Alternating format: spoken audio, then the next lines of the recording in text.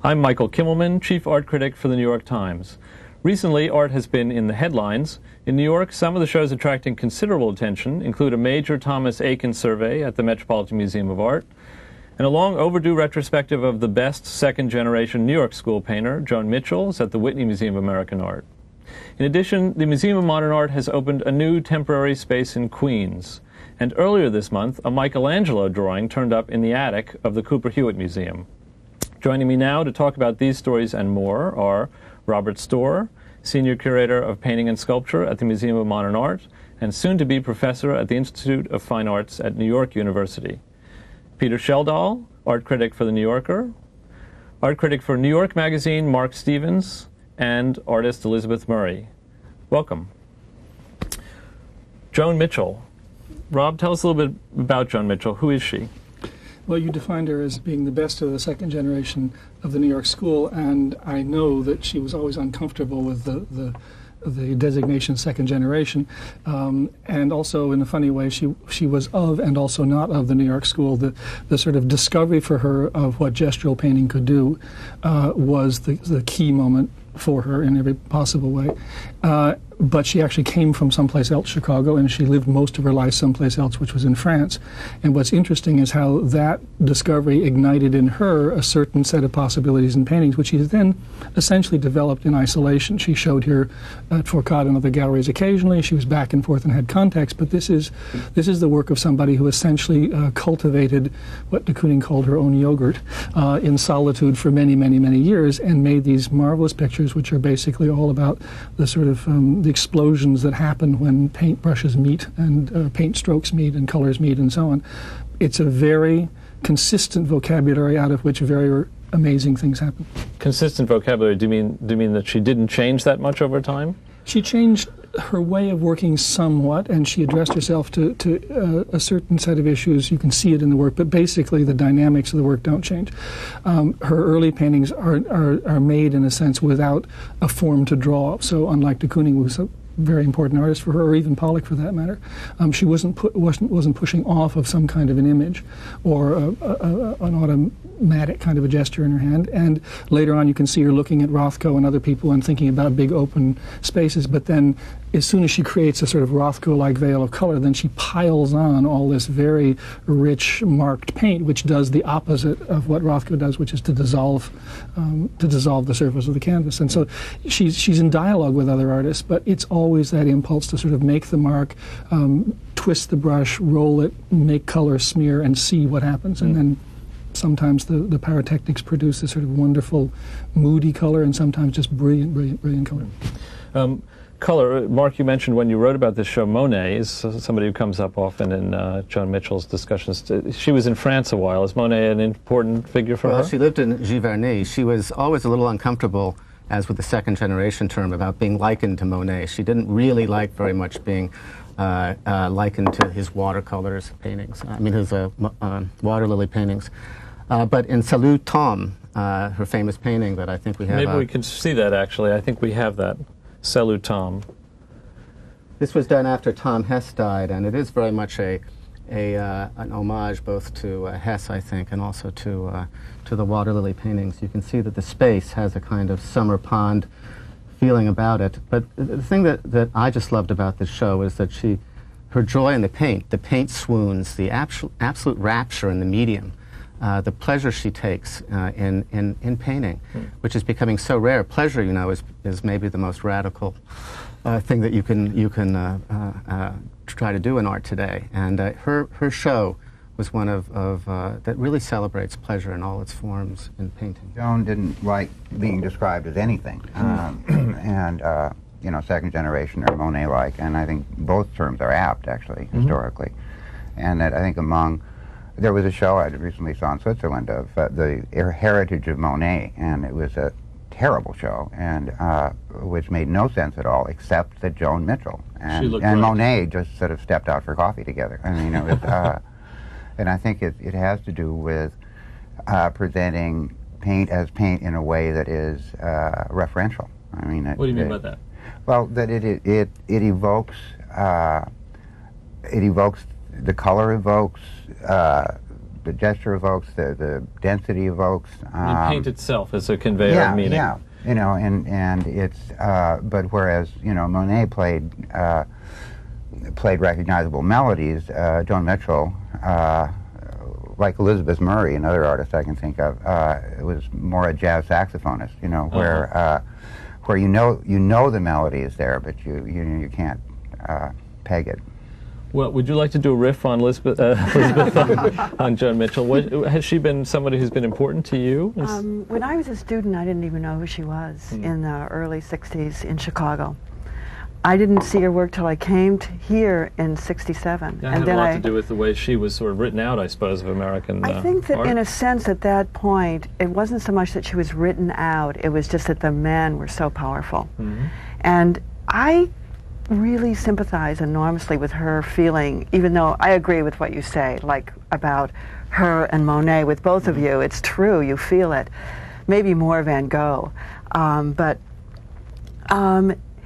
She was her own person so much. She was such an individual, and she took what she needed from Pollock and de Kooning and Rothko, and then she went her own way so totally and so utterly passionately and beautifully. And you feel this.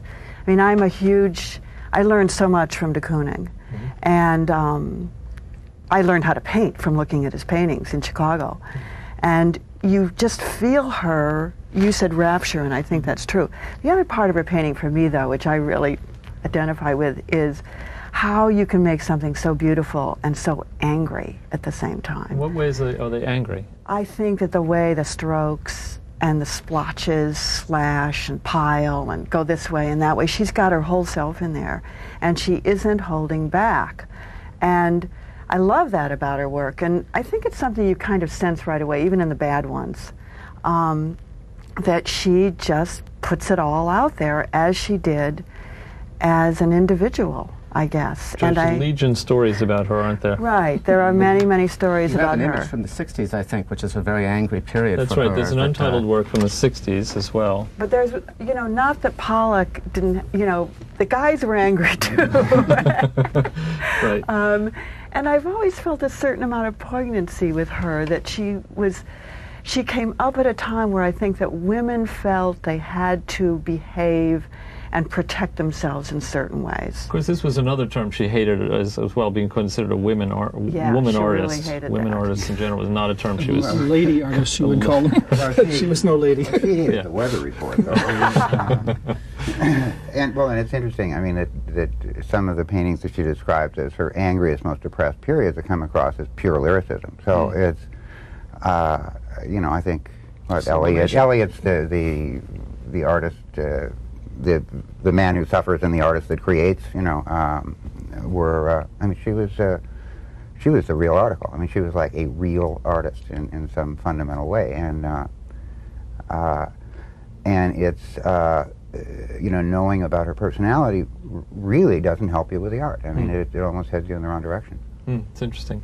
The late pictures, some of them in which, you know, she was as irascible as ever in person, are some of the most ecstatic paintings, clearly painted in the 80s. They're filled with light. Maybe we could look at some of those last ones, like Faded Air, which was from '85. To me, they also look like they're just buoyant pictures, almost like Dionysian. Yeah. And I wonder, you know, today what kind of especially for younger artists, what kind of a signal Mitchell sends? Here she is, this painter, you know, just sort of out there and doing these ecstatically beautiful pictures. Is she a painter for this moment in some interesting way? Well, I think she's an unknown country to a lot of artists, and I think the show should be important in that respect, because it'll give them, or some people anyway, the courage just to sort of go at it, hammer and tongs, and see what happens. And there have always been people in the art world who have been close to her individually and who were friends of hers. She was very good at collecting and buttressing younger artists. But to be able to do that absent Joan herself maybe is the better way. It's where you can, again, deal with the artist and not with the personality. I think that'll give people a lot to think about. And painting is in perfectly good shape at the moment, but its mood is bad. Yeah, well, and I think what do you Mitchell... mean by that? Well, it's self-conscious about its situation relative to other art forms. It's mistrustful of a lot of its histories. which has produced interesting art in certain cases. I'm just saying somebody who believes that emphatically in what is possible with brush and colors could be a great tonic. Nothing ironic or ambiguous or cynical. I think that she comes along at a very historically specific moment. I don't think she's really possible 5 years before or 5 years after. You know, it's like, it's at the moment of the absolute peak of painting and modern art prestige, you know, and she takes from around her and she backs up a little. She doesn't, I mean, she's the one second generation painter who really looks at Gorky, I think, you know, like who de Kooning looked at, right? So she backs up for a run and then sails off into space. But it was possible to wake up in the morning and pick up a brush and feel like the world was looking over your shoulder, and that is not the case today. What's shocking about her, I think, to young artists would be the absence exactly of irony, or the courage not to fall back upon irony, and her just really exposing herself. She is such a naked painter, and I think people today, as Rob is saying, painters today, there's something shameful about painting in the current art world context. You have to apologize almost for doing it and say, well, I'm smart too. I know about irony. I know what transgressive means. I went to graduate school. And so there's all these efforts to filters that people apply to painting, which can be sensational and fabulous. But what's so different about this is that she wanted to get to something that had nothing to do with filters. That's always been true with American artists. I mean, from the very beginning, American artists have felt they have to, like, go to Europe to study, understand something intellectual, explain what they're doing. It's not anything new, and it's almost until the abstract expressionists and then the pop artists. It's almost as though there's been this kind of regression where younger painters, many of them feel they have to have this kind of subtext for it to be okay just to paint.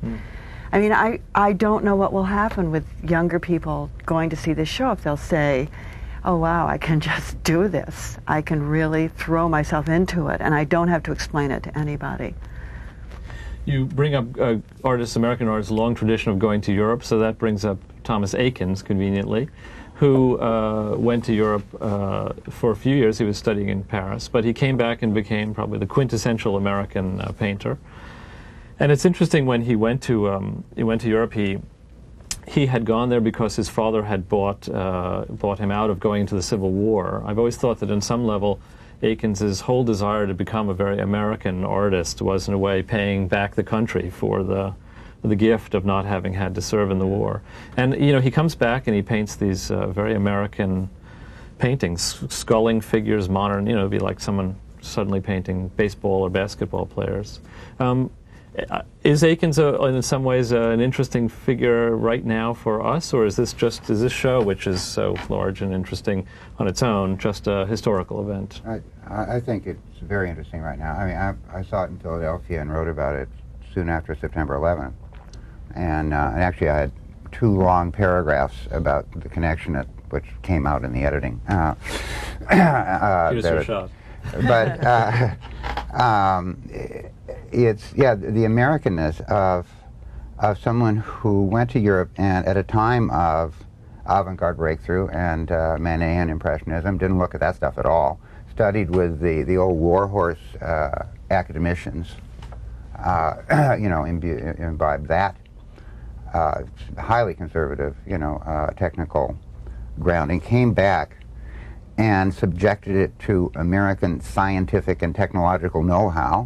I mean, he leapt from pre-modern to what I hate to call postmodern, you know, without any problem. I mean, Americans at that time, and still to this day, I mean, don't have problems with traditions, partly because, you know, we're ignorant of them. But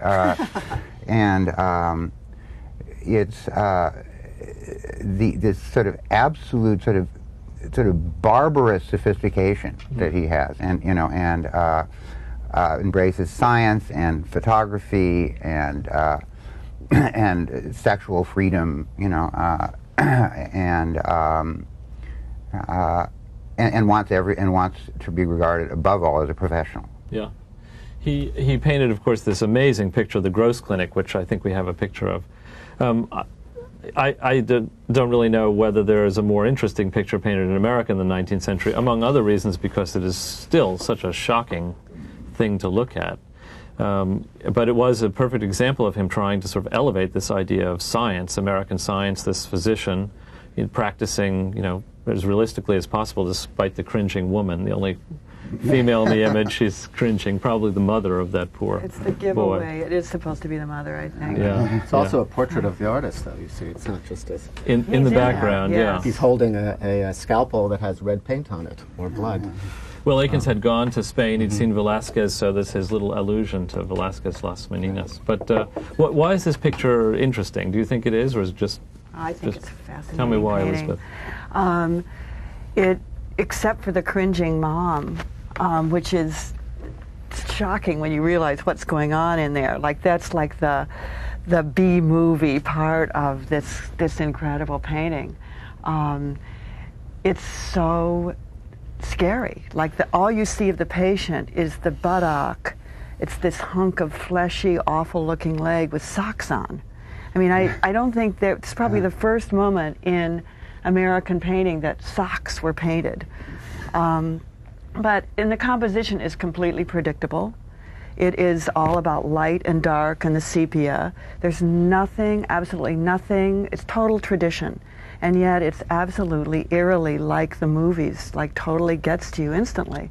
And the painting actually I thought of was like the difference between this and the Rembrandt autopsy painting, with a cold look on the faces of the doctors, and the patient is like this Jesus Christ figure. He's a criminal who's dead, and he looks so beautiful.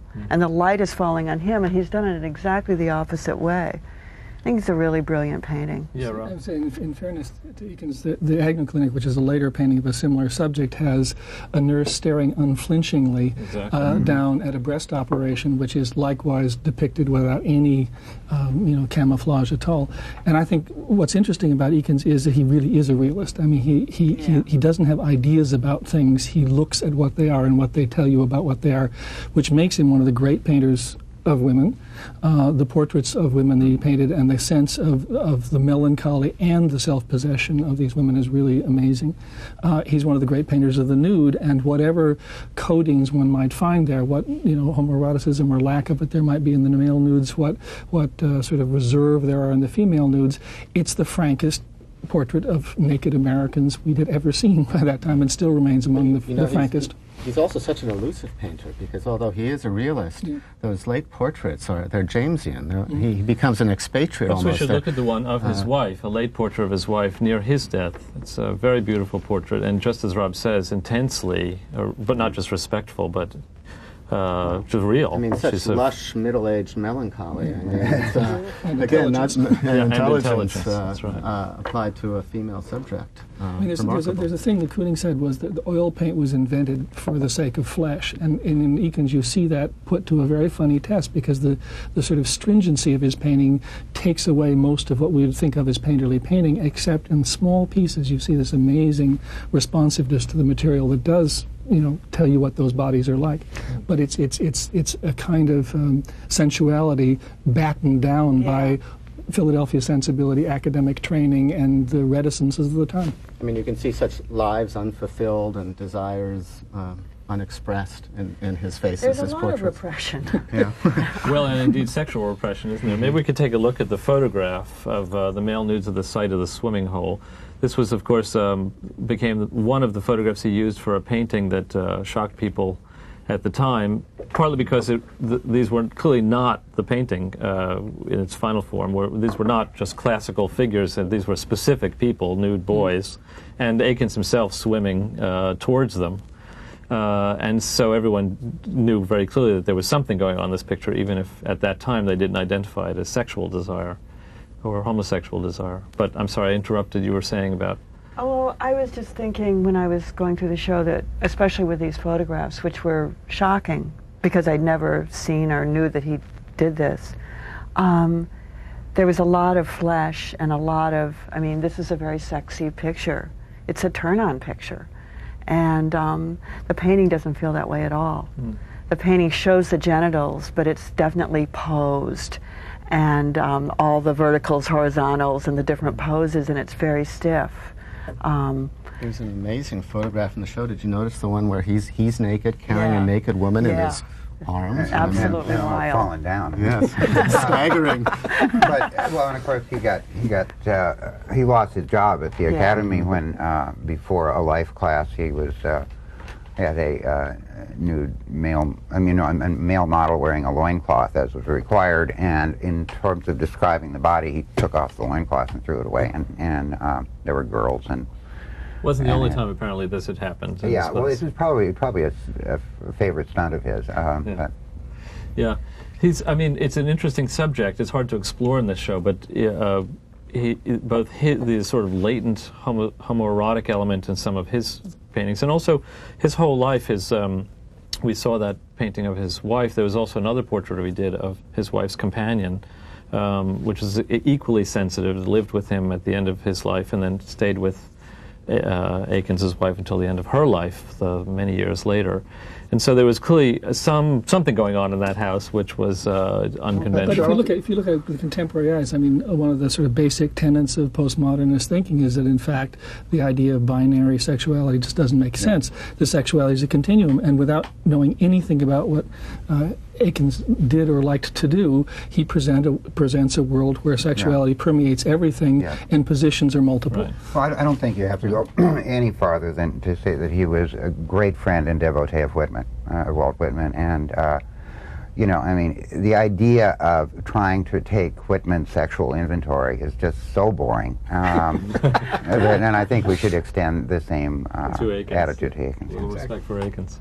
Let's move on to something else that's happened, which is the discovery of a Michelangelo drawing in the attic. Why is everyone, or is this self-evident, why is everyone so thrilled when a Michelangelo or something else turns up? And is it because we all dream that in our attic there's some... Well, it's the ultimate Antiques Roadshow moment, right?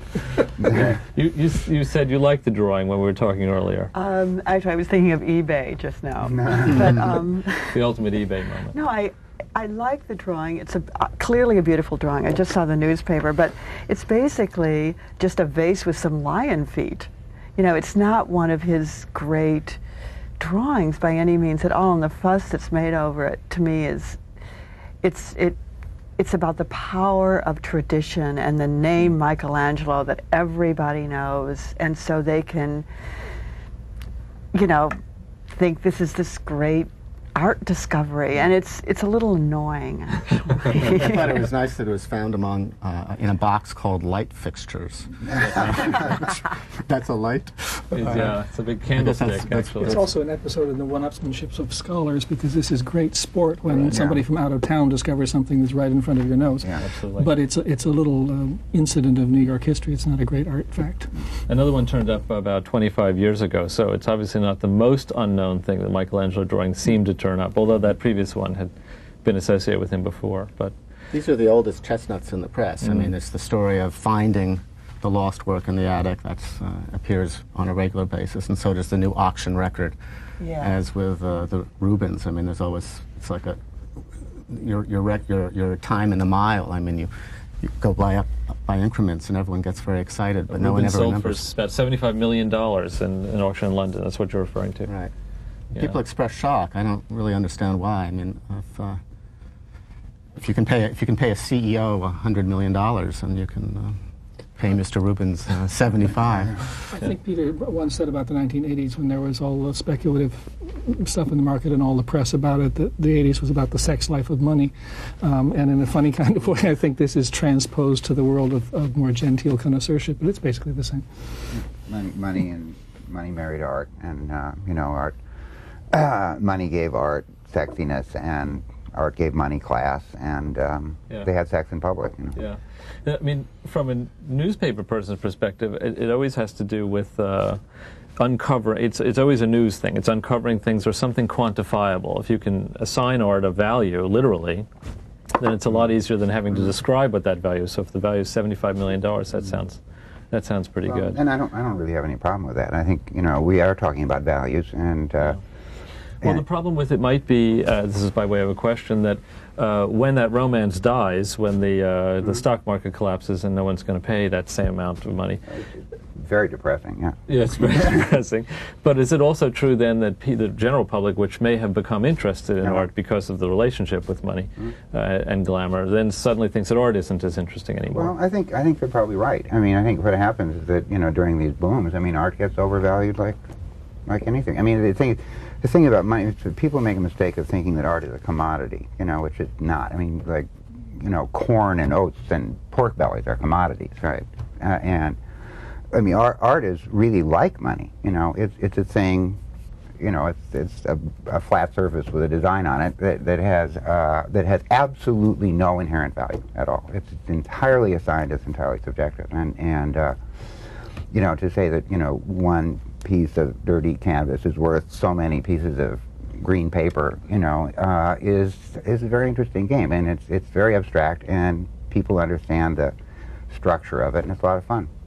I mean, one of the nice things, there are many nice things about collecting for museums, but one of the nice things about buying works of art is you take them out of circulation. They revert to being a thing to look at. And unless they're repackaged in shows or in other ways that make them overvalued for the wrong reason, all that happens is that ordinary people get to walk into galleries and look at these pictures and make up their minds about them. That's it. Perhaps it would be useful if art were left more alone, too. And there weren't this hullabaloo. Well, speaking of repackaging museums, at your museum, Rob, the Museum of Modern Art has moved out from Midtown to Queens, of all places, and it's going to be there for a few years while the museum builds some gigantic thing in the middle of the block. Maybe you could just quickly tell me what it is that's happening in Queens. Well, we've in some ways transistorized the museum on 53rd Street in order to keep it going and running, and to make sure that it has a sort of a constant program of new exhibitions, and also that classics of the museum are on view for people who come from great distances, or also for our regular audience of people who just come, periodically to see certain works of art. And there will be a full exhibition program there with major shows of Picasso and Matisse, of Max Beckmann, an exhibition of Dieter Roth, an under-known Swiss-German artist. And it'll be a fairly lively fair, and the real test will be whether Manhattanites can make it to Queens. I have much more faith in people from the other boroughs and from abroad. But in any case, that's basically, to create a living place where the museum operates while we build this big building, and that we move back into it as a museum that's active in the field rather than as a museum that hibernated for a period of time. Now I will recuse you from having to. Let's actually say what this museum is like. I assume you've all seen it. Have you been there yet, Elizabeth? I haven't been there yet. So, Peter, what is this new place in Queens? It's a great big, I hate to say postmodern space. I hate that term. And by the way, the sort of logo mania is MoMA QNS, and if you say it quick, it's MoMAkins, and which actually fits the tone of it, which is very youth oriented. I think that MoMA and like the Guggenheim, like a lot of museums have realized that their future depends on being hangout spots for rich kids, and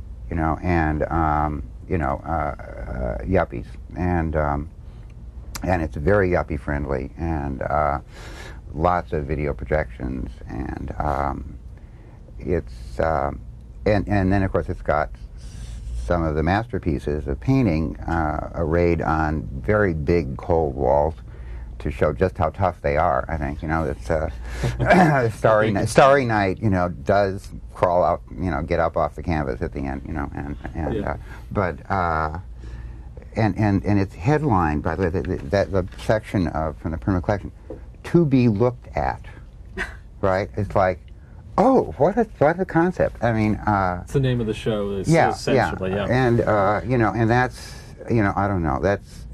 I try to stay on the irony roller coaster, but that one threw me off at the curve. I mean, it's like, I guess I have an old-fashioned passion for looking at things, and I don't think it really needs to be mentioned, but evidently it does now. What did you also feel it's not the most congenial space for seeing things? It seemed to me an undistinguished space. I mean, years ago when a museum in California and Los Angeles did the Temporary Contemporary, they took a raw space and they did something interesting with it. And I don't think this is a particularly interesting space. I mean, yes, it is very interesting to see Demoiselle d'Avignon in a warehouse situation, and it looks a little different, to be sure. I mean, who would have thought that you would have Picasso's prostitutes hanging out in Queen Street corner? But that's a certain fascination with that. But it seems that no one had much fun or took many chances with that space. I'm sure it could have been a more interesting space. And it has a kind of Whitney biennial feel. That the Tempo show there has. There's a show called Tempo, which is I won't burden either of you with actually having to describe it, but it's a whole bunch of contemporary work of different sorts by lots of different artists. It's hard to describe. There are also some cars on view, aren't there?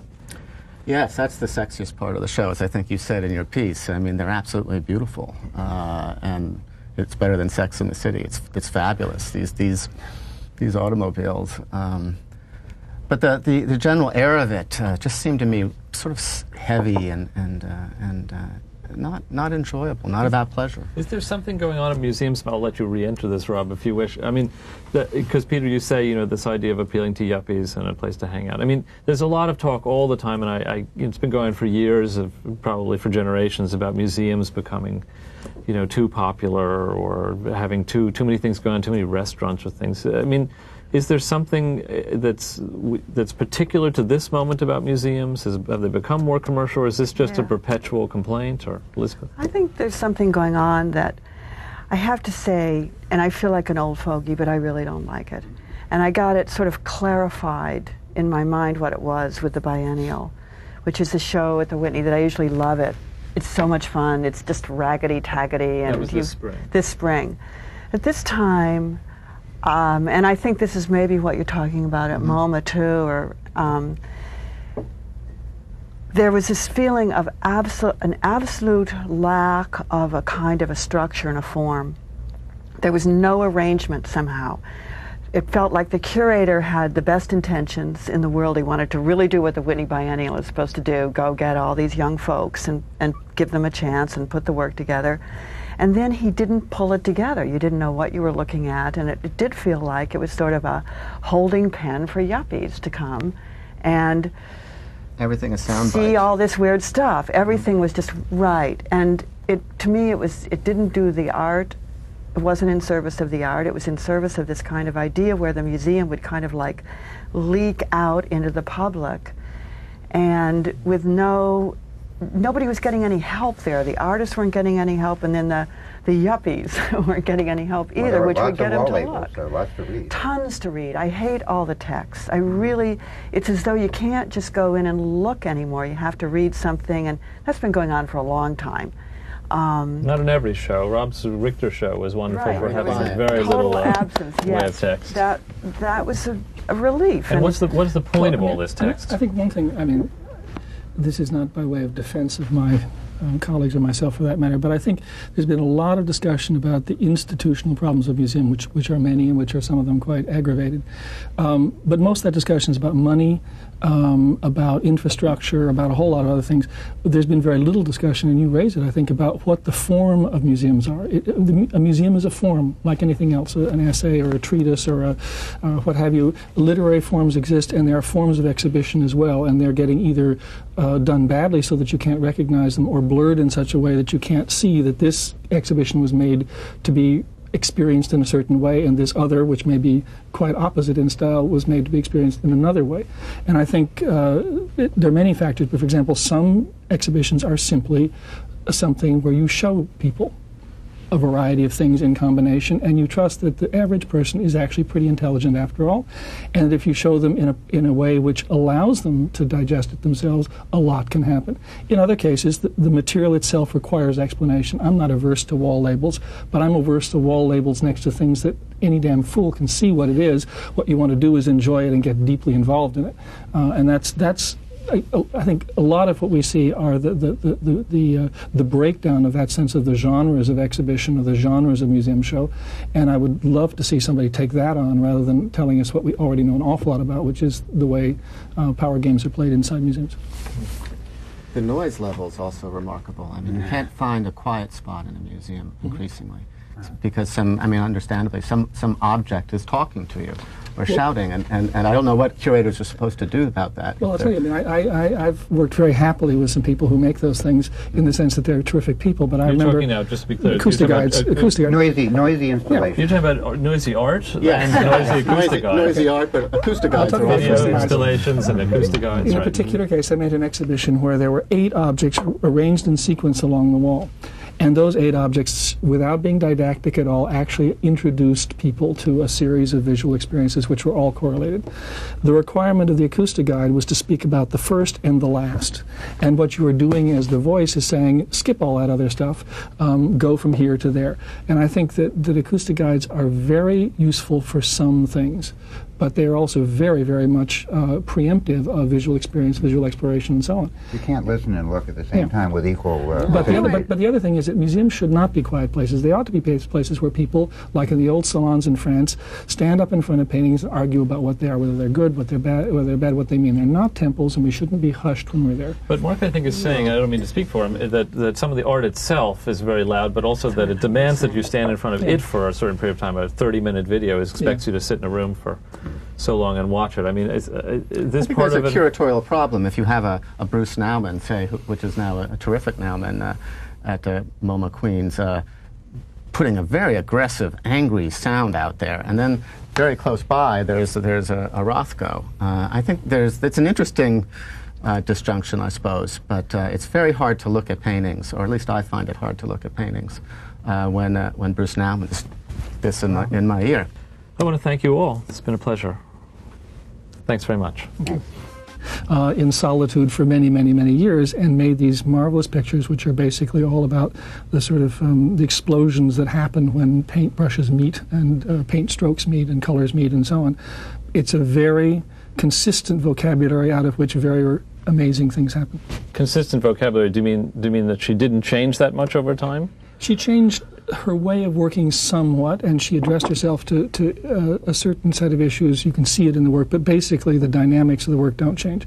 Her early paintings are made, in a sense, without a form to draw. So unlike de Kooning, who was a very important artist for her, or even Pollock for that matter, she wasn't pushing off of some kind of an image or an automatic kind of a gesture in her hand. And later on, you can see her looking at Rothko and other people and thinking about big open spaces. But then, I'm Michael Kimmelman, chief art critic for the New York Times. Recently, art has been in the headlines. In New York, some of the shows attracting considerable attention include a major Thomas Aiken survey at the Metropolitan Museum of Art, and a long overdue retrospective of the best second-generation New York School painter, Joan Mitchell, is at the Whitney Museum of American Art. In addition, the Museum of Modern Art has opened a new temporary space in Queens. And earlier this month, a Michelangelo drawing turned up in the attic of the Cooper Hewitt Museum. Joining me now to talk about these stories and more are Robert Storr, Senior Curator of Painting and Sculpture at the Museum of Modern Art, and soon-to-be Professor at the Institute of Fine Arts at New York University. Peter Schjeldahl, art critic for The New Yorker, art critic for New York Magazine, Mark Stevens, and artist Elizabeth Murray. Welcome. But in Salut Tom, her famous painting that I think we have... Maybe we can see that, actually. I think we have that. Salut Tom. This was done after Tom Hess died, and it is very much an homage both to Hess, I think, and also to the water lily paintings. You can see that the space has a kind of summer pond feeling about it. But the thing that I just loved about this show is that her joy in the paint swoons, the absolute rapture in the medium, the pleasure she takes in painting, which is becoming so rare. Pleasure, you know, is maybe the most radical thing that you can try to do in art today. And her show was one of that really celebrates pleasure in all its forms in painting. Joan didn't like being described as anything, you know. Joan Mitchell. Rob, tell us a little bit about Joan Mitchell. Who is she? Well, you defined her as being the best of the second generation of the New York School, and I know that she was always uncomfortable with the designation second generation, and also in a funny way she was of and also not of the New York School. The sort of discovery for her of what gestural painting could do was the key moment for her in every possible way. But she actually came from someplace else, Chicago, and she lived most of her life someplace else, which was in France. And what's interesting is how that discovery ignited in her a certain set of possibilities in paintings, which she then essentially developed in isolation. She showed here at Forcade and other galleries occasionally. She was back and forth and had contacts, but this is the work of somebody who essentially cultivated what de Kooning called her own yogurt. As soon as she creates a sort of Rothko-like veil of color, then she piles on all this very rich, marked paint, which does the opposite of what Rothko does, which is to dissolve the surface of the canvas. And so she's in dialogue with other artists, but it's always that impulse to sort of make the mark, twist the brush, roll it, make color, smear, and see what happens. And then sometimes the pyrotechnics produce this sort of wonderful, moody color, and sometimes just brilliant, brilliant, brilliant color. Color, Mark, you mentioned when you wrote about this show, Monet is somebody who comes up often in John Mitchell's discussions. She was in France a while. Is Monet an important figure for her? Well, she lived in Giverny. She was always a little uncomfortable, as with the second generation term, about being likened to Monet. She didn't really like very much being likened to his watercolors paintings. I mean, his water lily paintings.